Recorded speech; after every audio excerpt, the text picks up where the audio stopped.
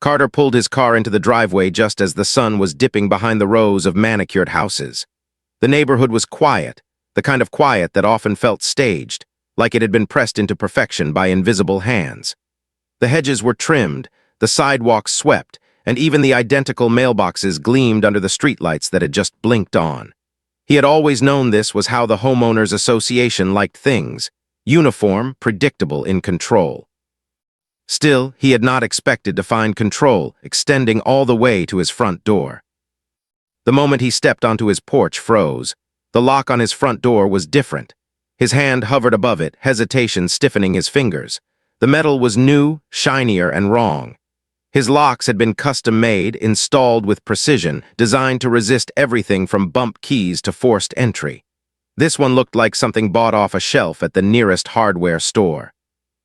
Pasted across the door was a bright yellow notice, the kind the HOA used whenever they wanted to remind residents of dues or minor violations like leaving trash bins out too long. But this one carried a bold headline in black ink: "Mandatory lock replacement for community safety." Beneath the words was a date and the stamped signature of Benton, the HOA president. Read the lines twice, his chest tightening. They had not called, they had not written, they had not asked. Someone had come into his property and changed his locks without his permission. He stood there, his jaw set, imagining strangers inside his home, removing the very system he had designed with his own hands. Unlocking the door with the cheap new key that had been left in an envelope taped below the notice, stepped inside cautiously. The air smelled faintly of fresh paint and metal shavings. His eyes darted to the corners of the room, checking for disturbances. At first glance, everything looked in order, but he could feel it. The subtle disarray only someone like him would notice. A picture frame was slightly misaligned. A lamp cord had been moved, and a chair in the dining room sat at an angle he had never left it. Walked through his home, room by room, every detail feeding his irritation. His locks had not just been locks. They had been part of a system he had designed after years of work in security engineering. He had built his setup to be seamless and invisible, a layered defense that gave him peace of mind. Each lock was reinforced, tied into a network of hidden triggers and silent alerts. To anyone else, it had just looked like a door with a keyhole. It had been his masterpiece. And now the HOA had stripped it away. He found himself packing in the living room, the HOA notice still clutched in his hand. The words "community safety" mocked him from the page. What did they know about safety? What did they know about precision or protection? If they had asked, he could have explained why his system was already safer than anything they could provide. Instead, they had marched in with authority, treating his property like it was theirs to command. Dropping onto the couch, tried to steady his thoughts. This wasn't just about a lock. This was about trust, ownership, and the invisible line between private rights and community control. He could already hear his voice in his head, full of self-importance, explaining that the decision was for the good of the neighborhood. He had endured her speeches at HOA meetings long enough to know exactly how she would frame it. But this time, she had crossed a boundary. Leaned back, staring at the ceiling, his mind calculating. If they thought he would accept this quietly, they were mistaken. He had built systems stronger than banks and more resilient than offices guarded by professionals. The irony was almost laughable. They had forgotten who he was, forgotten what he had built. By replacing his locks, they had not made his home safer. They had made it vulnerable. And Carter was not a man who left vulnerabilities unchecked. As the evening settled and the neighborhood lights flickered on one by one, stood again and walked to the door. He touched the new lock, his reflection shimmering faintly on its surface. Somewhere behind its polished look was the arrogance of people who thought uniformity mattered more than true security. His lips pressed into a thin line. Tomorrow, he decided, he would pay the HOA a visit. And when he did, they would realize the mistake they had made, because no one understood locks, systems, and security better than him. Carter woke early the next morning, his mind restless from a night of broken sleep. He kept replaying the moment he had seen the cheap new lock on his front door, as though his memory wanted to burn the insult deeper. Coffee in hand, he sat at his kitchen table and stared at the notice the HOA had left for him. The paper was already wrinkled from how many times he had clenched it in his fist. Most people in the neighborhood probably tossed such notices aside or reluctantly. That was the rhythm of life here. Keep the lawn trimmed, keep the shutters painted the approved colors, and never challenge the rules. But was not most people. He had lived too many years in a world where safety was not just a rule but a necessity, where a weak lock could mean far more than inconvenience. He had once been a lead engineer for a firm that specialized in advanced security systems. His designs had protected banks, research labs, and government offices. For years, his work had been invisible yet vital, existing in keypads, biometric scanners, reinforced vaults, and hidden sensors.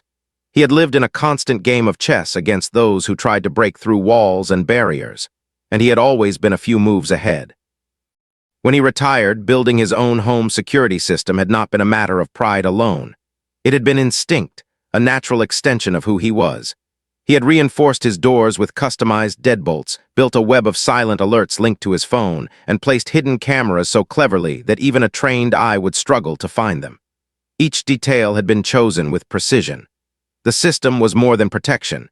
It was a quiet assurance that his home was truly his sanctuary. Now that sanctuary had been breached, not by intruders, but by the very association meant to maintain order in the community. Found the irony bitter. He rose from his chair and began moving through the house, inspecting what remained of his system. In the entryway, he crouched to check a hidden panel near the baseboard. His sensors still blinked faintly, alive and untouched. The HOA had not found everything.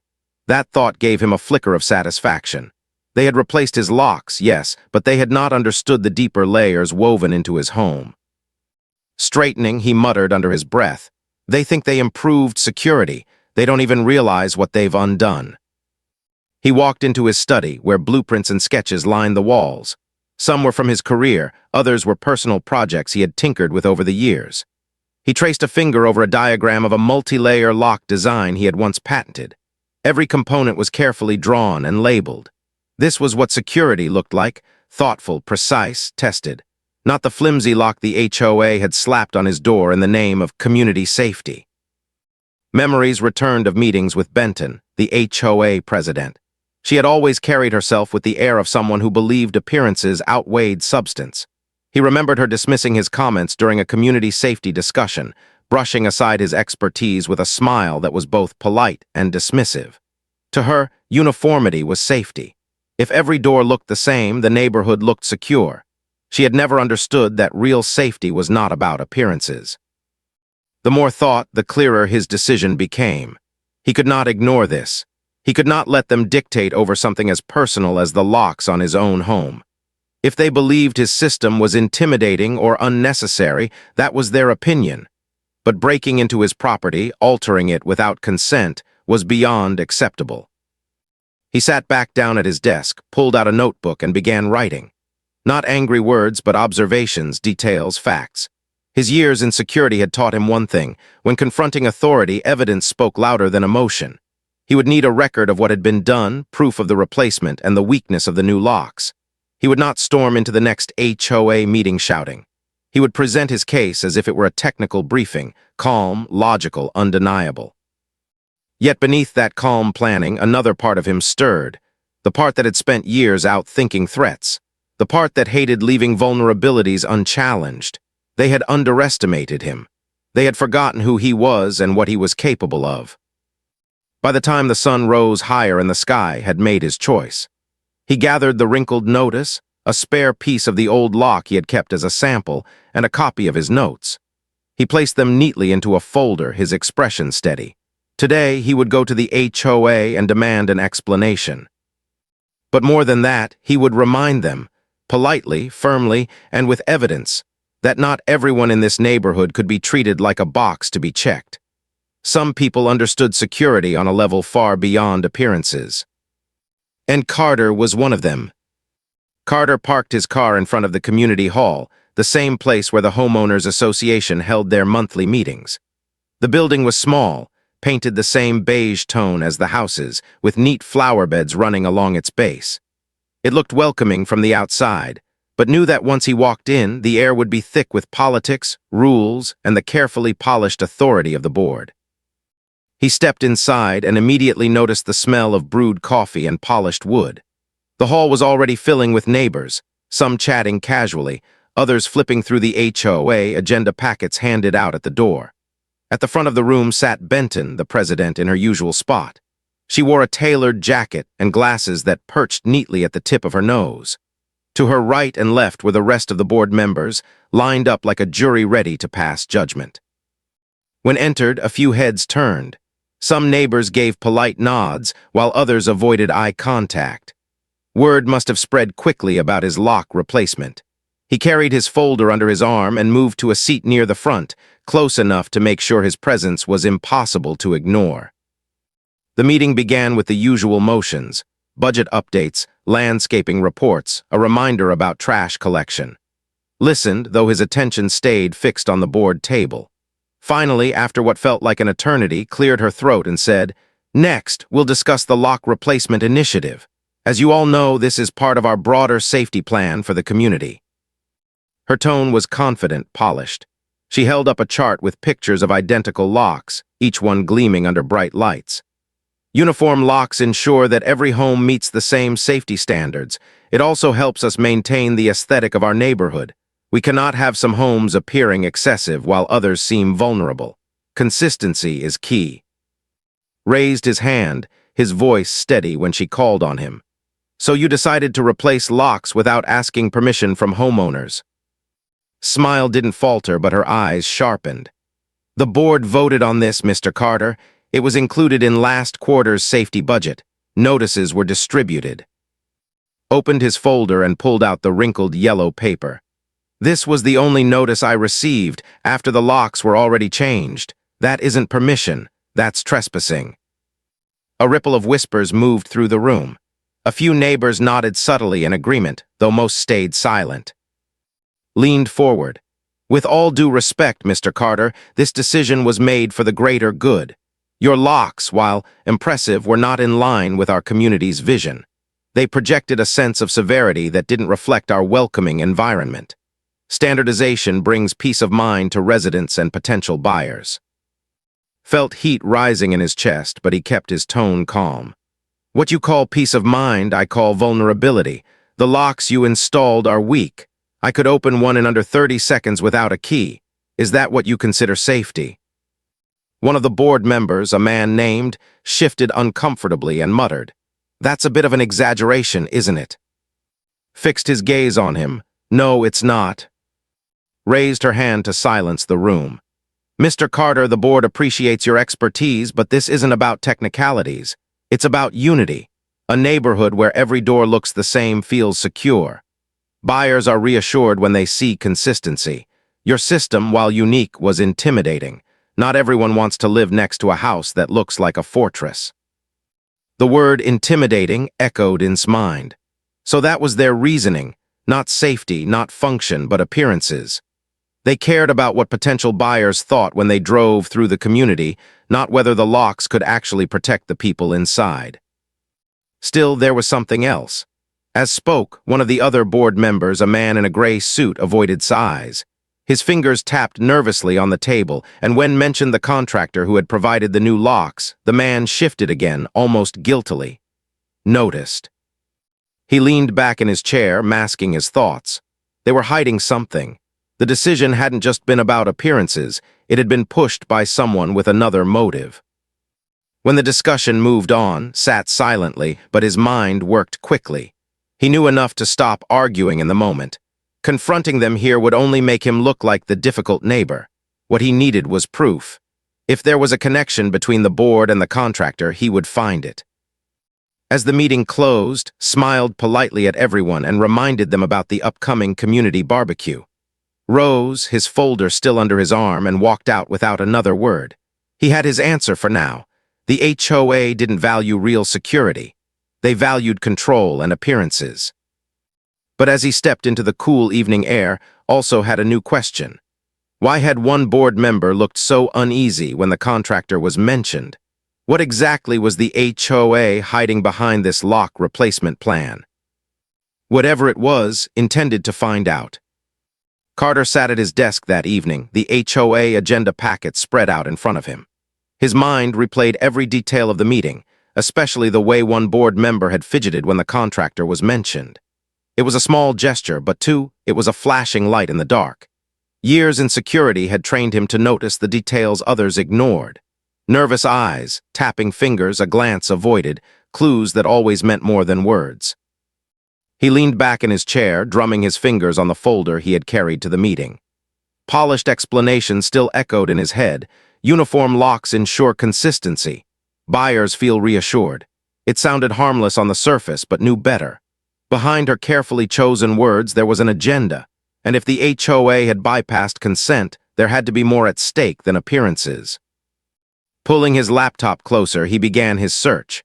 The contractor responsible for the lock replacements was a company called Guardian Standard Solutions. On the surface, they appeared legitimate, licensed, insured, and with a neat website boasting affordable home safety upgrades. But the more dug, the more cracks he found. Reviews were scarce. The few that existed were generic, with repeated phrases as if written by the same hand. The company address led not to an office building, but to a small warehouse on the outskirts of town. Public records showed that the company had only been incorporated 2 years ago. Narrowed his search, pulling property and business filings. That was when the connection snapped into place. The listed manager of Guardian Standard Solutions was a man named Benton, the same last name as, a quick check confirmed it, was her brother-in-law. Sat back, his suspicions hardening into certainty. The lock replacement initiative wasn't about safety. It was a money trail. The HOA had funneled community funds into a family member's company, forcing homeowners to accept low-quality locks so the board president could line her pockets. The thought made his jaw tighten. He glanced at the cheap replacement lock still sitting on his desk. He had removed it earlier in the day, unable to stand seeing it on his door. Turning it over in his hands, he spotted manufacturing flaws instantly: loose pins, soft alloy, a design vulnerable to even the simplest lock-picking tools. This was not protection. This was theater. He tested it with one of his tools, and in less than 20 seconds the lock clicked open. He repeated the process twice, just to be sure, each attempt quicker than the last. Anger simmered beneath his calm exterior, and her board had knowingly weakened the security of every home in the neighborhood. But also knew anger alone would not solve anything. He needed evidence. Real, undeniable proof that could hold up not only in front of the community, but in front of the law if it came to that. He opened a new folder on his laptop and began collecting his findings. Screenshots of the business registry, corporate filings linking Benton to Guardian Standard Solutions, and financial disclosures from the HOA that listed payments to the company. Every document became another piece of the puzzle. Still, he knew documents alone weren't enough. He needed to show the homeowners the real danger. Numbers on a page could be brushed aside, but footage of how easily these locks failed would be impossible to ignore. Moved into his workshop, where cameras and small tools were neatly stored from his years of tinkering. He set up a simple recording station, mounted a camera, and placed the lock in front of it. Methodically, he demonstrated how the lock could be bypassed, first with a basic pick, then with a bump key, and finally with nothing more than a thin strip of metal fashioned into a crude tool. Each time, the lock gave way with little resistance. When he replayed the video, he knew he had exactly what he needed. He didn't look like an angry homeowner ranting about rules. He looked like an expert calmly proving his point. Later that night, stepped onto his porch and surveyed the neighborhood. The houses stood in perfect rows, every lawn trimmed, every porch light glowing the same warm yellow. To the untrained eye, it looked peaceful, but now saw the vulnerability hidden beneath the order. Dozens of homes, each with locks that could be opened in seconds.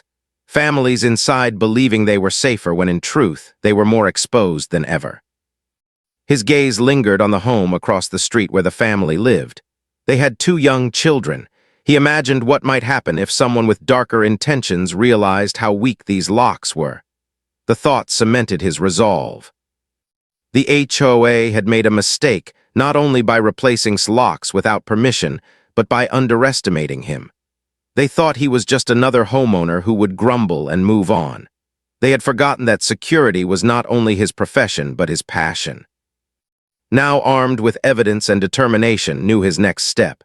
It was time to move beyond research. He would watch, listen, and record. If the contractors were still moving through homes, he would catch them in the act. And when the time came, the board would not be able to hide behind polished speeches or charts. They had chosen the wrong person to dismiss. The next morning, Carter stood at his kitchen window with a mug of coffee in his hand. The street was calm, the kind of calm that looked perfect in a real estate brochure. Neighbors watered lawns, children pedaled their bikes, and delivery vans moved at a leisurely pace. On the surface, nothing seemed unusual, but knew better. Somewhere in this routine, the contractors were still at work, slipping into homes, swapping locks, and leaving without a trace of consent. He placed the mug down and turned toward his study. On the desk lay his tools, small, precise devices that looked ordinary to the untrained eye but were powerful in the right hands.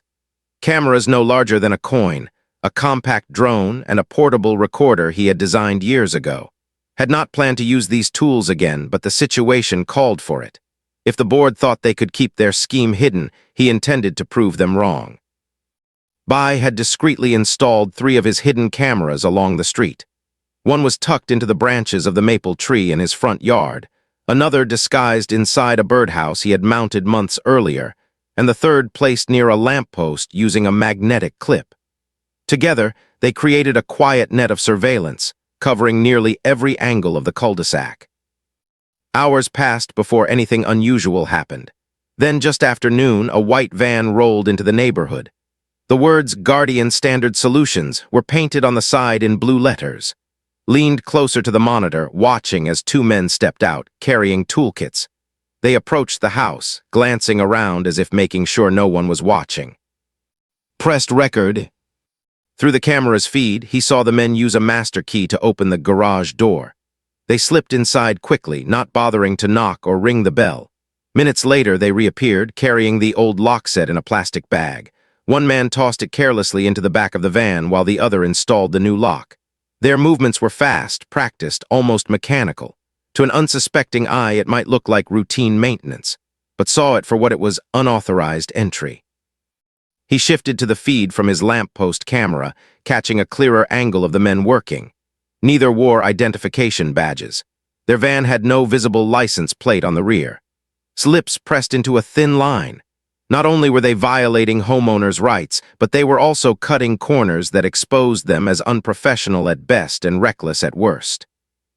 When the contractors finished at the house, they moved to the next property. This time caught something even more troubling. One of the men left the door slightly ajar after replacing the lock, perhaps rushing to meet a schedule. A teenager returning from school pushed the door open and stepped inside, unaware it had been left unsecured. Clenched his fists. This wasn't just sloppy, it was dangerous. He spent the rest of the afternoon recording. By the end of the day, he had footage of 4 homes being entered and locks replaced without owners present. Each clip told the same story: quiet entry, careless work, quick exit. Compiled the files into a secure folder on his computer, labeling each one with the address, time, and date. The evidence was growing stronger with every minute. That evening, returned to his own door. The cheap lock was still in place, but what the HOA didn't know was that it had already restored his original system behind it. To anyone else, the lock looked unchanged, but in truth, his reinforced deadbolt was hidden just inside, working in tandem with his silent alarms. If anyone tried to tamper with his door again, he would know instantly. He stood there for a moment, running a hand over the cool metal. They thought they had stripped him of control, but they hadn't. His system was back in place, stronger than before, invisible to those who had underestimated him. Inside, he watched the footage once more, each clip sharpening his resolve. He had evidence of negligence, proof of intrusion, and a clear connection to the board's personal gain. But new timing mattered. If he revealed his findings too early, the board might twist the story, calling him paranoid or disruptive. He needed the right moment, the right audience. He leaned back in his chair and allowed a small, satisfied smile to cross his face. The board thought they had silenced him by forcing their lock replacements. They had no idea that by doing so, they had awakened the part of him that thrived on exposing vulnerabilities. And Carter never built a system without also building a way to bring down the ones who tried to compromise it. By the end of the week, Carter was no longer the only one unsettled by the new locks. Complaints started trickling through the neighborhood, whispered at mailboxes and during evening walks. Some neighbors noticed their doors sticking. Others had trouble with keys jamming in the lock. And one evening, overheard a family down the street arguing about how their toddler had managed to open the front door far too easily. The unease spread slowly, like cracks in polished glass. People who had once nodded politely at HOA meetings were now muttering questions, and knew this was his moment. On Saturday morning, he invited the family over. They had 2 young children and had caught the contractors leaving their door unsecured on one of his recordings.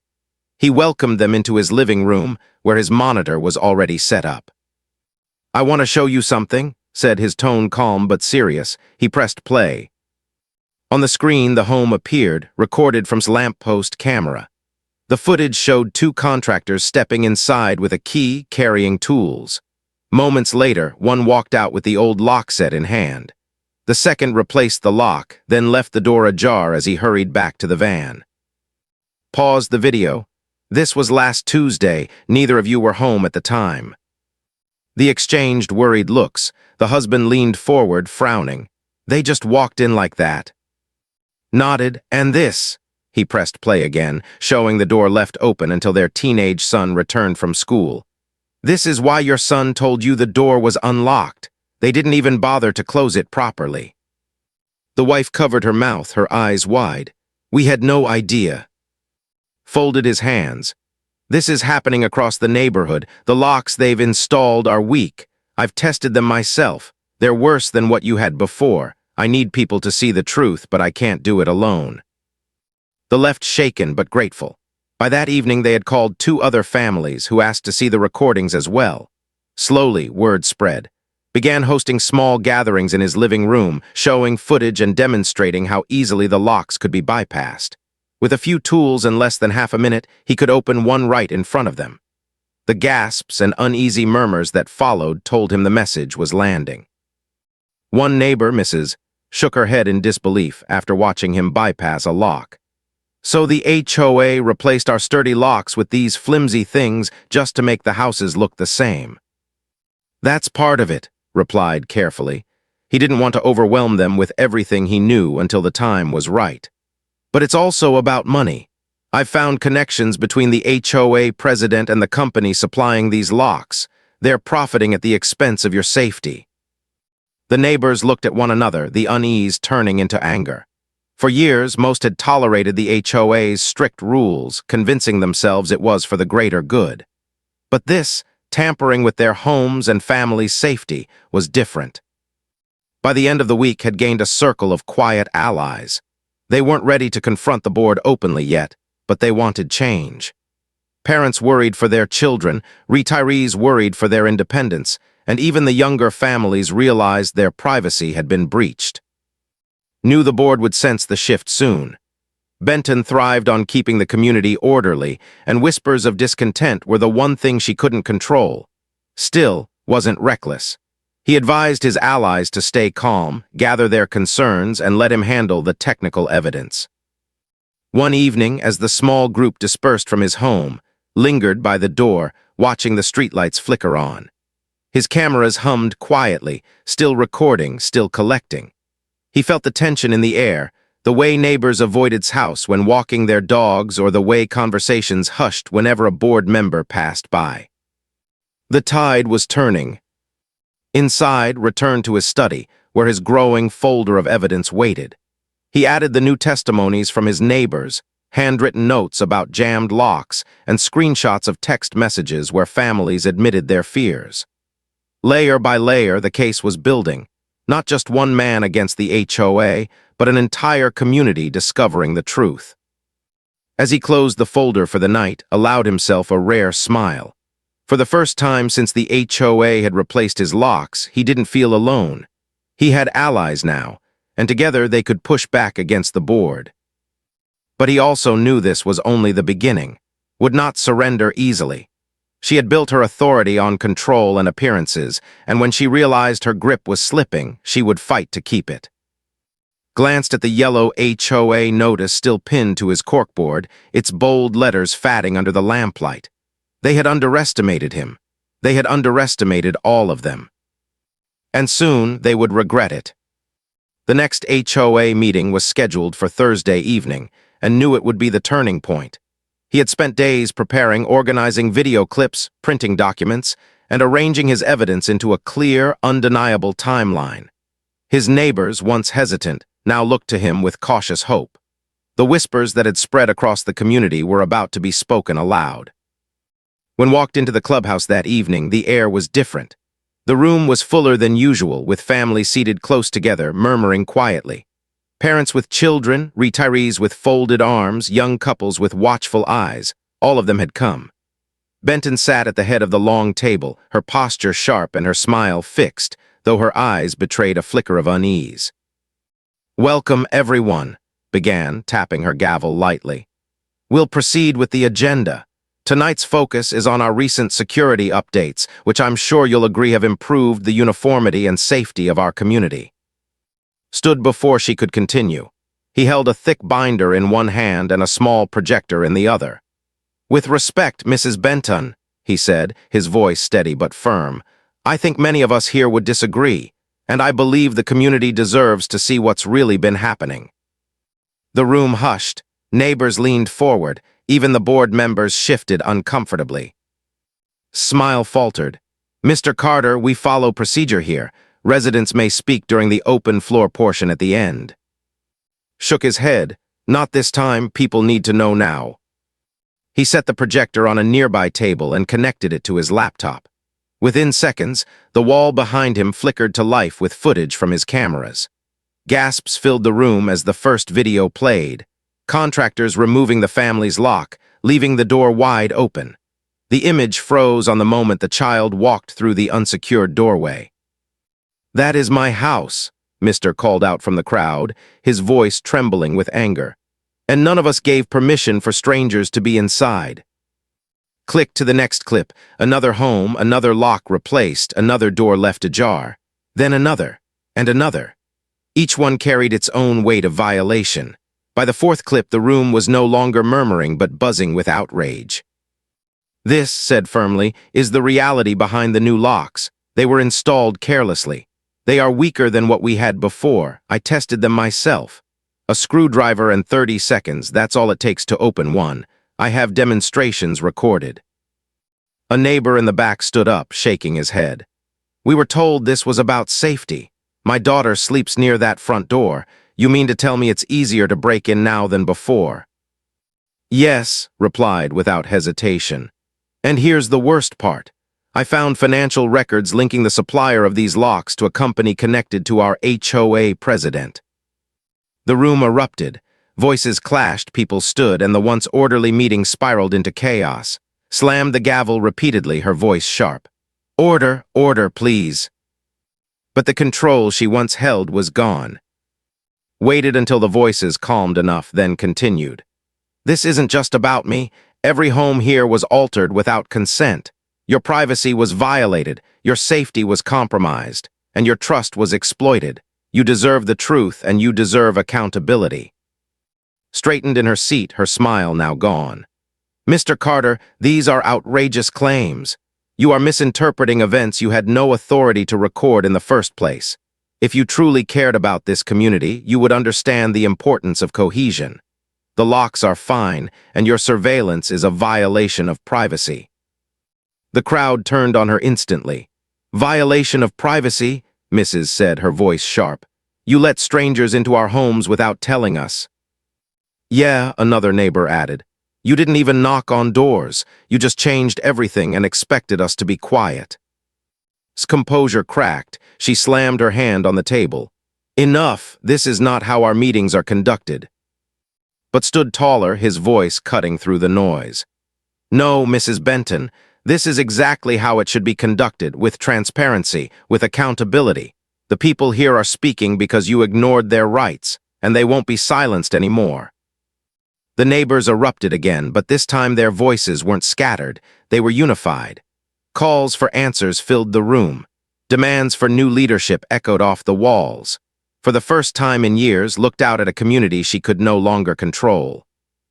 Gathered his papers, letting the noise rise behind him. He didn't need to say more. His work was done. The evidence had spoken louder than any argument. And as he walked back to his seat, he knew the HOA would never be the same again. The night of the HOA meeting lingered in the neighborhood like a storm that had finally broken. For years, residents had lived under the weight of strict rules and quiet compliance, but Carter's evidence had shaken the foundation. People left the clubhouse in clusters, their voices loud and animated, no longer whispering as they once did. The spell of silence was broken. By morning, emails were flying between neighbors. Some called for an emergency vote to remove Benton from her role as president. Others demanded a full audit of HOA finances. Even those who had once been indifferent now spoke up, unwilling to let the issue fade. For the first time, the community was united, not against one another, but against a system that had betrayed them. Watched it all unfold with cautious optimism. From his study window, he saw neighbors stopping on sidewalks to talk in earnest, sharing frustrations and plans. He saw parents pointing toward the clubhouse with determined faces. He saw people who had been strangers for years finally acting like allies. Still, he knew would not surrender easily. True to form, she sent a formal letter to every household within 2 days, dismissing claims as misinterpretations and accusing him of spreading unnecessary fear. But this time her words rang hollow. Too many had seen the footage. Too many had tested their new locks and found them wanting. That weekend, the residents called a special gathering at the park. Attended quietly, binder in hand, though he no longer needed to convince anyone. The neighbors had seen enough. Mr. stood at the front, his voice carrying strong across the crowd. We've been told for years that the HOA was protecting us. But protecting us means safety, not secrecy. It means respect, not intrusion. Last week our homes were entered without permission, our locks were weakened, our trust was broken, and we deserve better. Applause erupted, firm and unshaken. People who had once hesitated to speak now raised their voices. Names were nominated for new leadership. Votes were counted. By the end of the gathering, and 2 board members had been removed from their positions. Stood at the edge, watching the process unfold. He had no desire to run for office himself. His work had never been about power. But when neighbors approached to thank him, to shake his hand, to tell him he had given them courage, he realized his role had been something deeper. He had reminded them that their voices mattered. In the weeks that followed, the locks were replaced once again, this time with sturdy hardware chosen by a committee of residents, not by deals. Contractors worked under watchful eyes, and every family signed off on the changes before installation. Slowly, the unease that had gripped the neighborhood gave way to relief. Removed some of his extra cameras, scaling back his surveillance. He left enough to keep his system effective, but no longer felt the need to monitor every angle of the street. His neighbors now trusted him in a way they never had before, and he respected that trust by drawing clearer boundaries. One evening, as he sat on his porch, Mrs. passed by with her dog. She paused and smiled. "Feels different now, doesn't it?" she said. Nodded. "It does. People seem lighter." "They are," she replied. "Because for once we're not afraid to speak up. You gave us that." Looked out at the rows of houses, their windows glowing warmly in the twilight. For the first time in months, he felt a sense of peace. The neighborhood was far from perfect, but it no longer felt like a place ruled by fear. It felt like a community. His house, however, remained quiet, curtains drawn, driveway empty. Rumors swirled that she had moved out to live with a relative. Some felt sympathy, others felt relief, didn't dwell on it. He had never sought her downfall, only the truth. That night, as he shut down his laptop and turned off the last monitor, reflected on everything that had happened. He thought of the first time he had found his locks changed, the violation he had felt, the anger that had driven him to dig deeper. He thought of the hours spent gathering evidence, the weight of carrying it alone. And he thought of the moment the community had finally stood together, their voices louder than any single board member. Smiled faintly. He had built his security system to protect his home. But in the end, it had protected much more. It had revealed the truth. It had given people back their courage. And it had reminded everyone that even in a place bound by rules and regulations, the real strength of a neighborhood came from the people themselves.